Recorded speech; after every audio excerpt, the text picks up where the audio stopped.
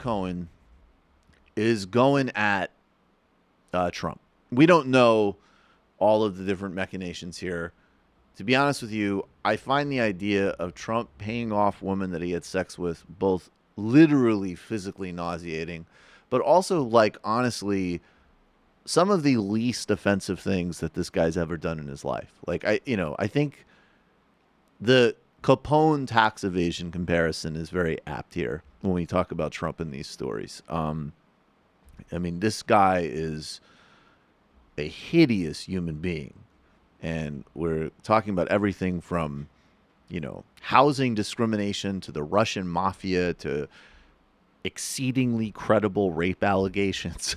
Like, this is a really awful guy, not to mention everything he's done since he's been in office and promoting racism and xenophobia and everything else. That being said, and of course, none of this Michael Cohen stuff is going to have any effect on the cult base. I think we're already seeing the Midwestern people that maybe were in a deep economic desperation. Maybe we're shaken in by the fraudulent 2016 economic populism. They might already be flipping. I don't think this is going to make any difference with his base. But I do think in the context of the Kavanaugh nomination, the context of just a kind of broad general pressure on right-wing Democrats and on specifically Collins and Murkowski and everybody in the sanctimony caucus in the Republican Senate who enable Trump every day, even as they're super concerned about him being mentally unstable and racist.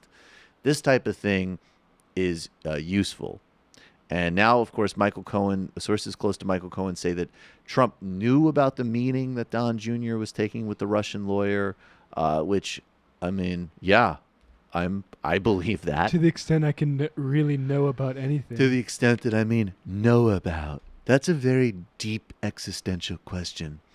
And another person, I mean, this is just literally like the Trump administration is just like a sort of like national vomiting of like all of the worst things about New York City being just inflicted on the rest of us. And here's another person, just a ghoul who, if not in jail, should at the very least be pleasantly out of public life.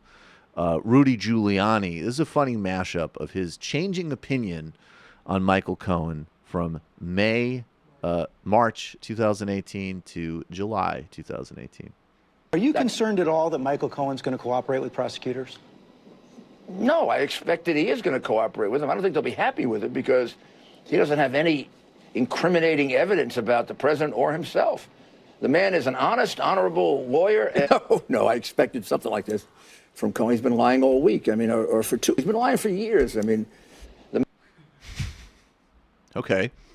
I mean, I will definitely say that Rudy Giuliani is definitely a credible person to talk about lying for years. That's the point about all this. Like, we were talking about when people watch this, they're not getting informed. They're getting the idea that they're informed. Right. Like, you're wasting your time. Really, this is just like how you should treat cable news is how that it documents people perjuring themselves. But like that, you can't trust anything they're actually saying on there, especially like people that represent this administration. There is not a single trend in modern politics from, again, like the racialized policing fused with predatory real estate, Wall Street, down to giving speeches to the terrorist MEK that is instigating for war in Iran that Rudy Giuliani has not been involved in.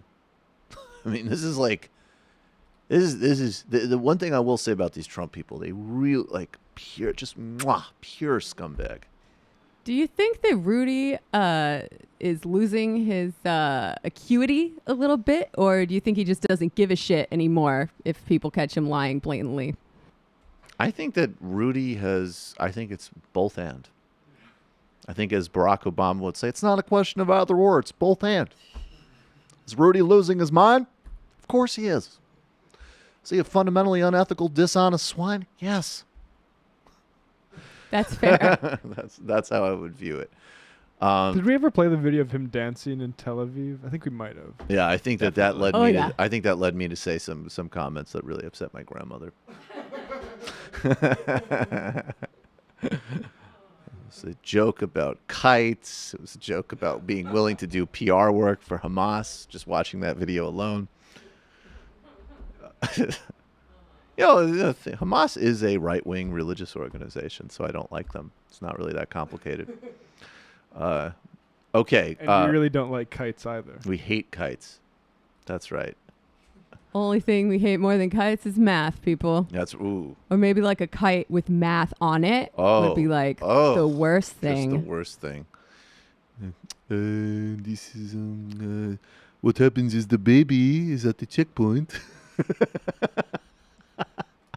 All right, Israeli impressions saved for the fun half, and once again, this is identity politics. I'm partially Jewish. I can do it.